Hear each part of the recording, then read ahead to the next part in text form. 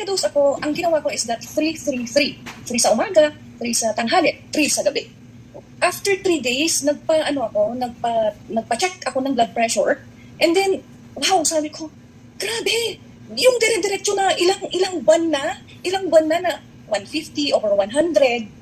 Pero that time, sabi ko, sira yata yung ano dito, yung pangkuha na ng BP. Sabi ko, pero imposible naman, bakit nila gagamitin to eh? Mga ano na to eh, kumbaga, ang pinagpa-check-upan ko kasi is yung sa school, yung mga students, na meron silang mga list, oo. Tapos, yun, nung sabi sa akin, ma'am, 130-80. Sigurado ka? Sabi ko, tinawanan ko pa. Tapos, ang sabi sa akin, opo, sabi niya, gano'n. And then, after another day, nagpa-check ulit ako. Gano'n na naman. Sabi ko, wow, talagang, ay, nako, miracle talaga itong Crystal C. Oo, nakakaano talaga, nakakabilib, sabi ko gano'n. So,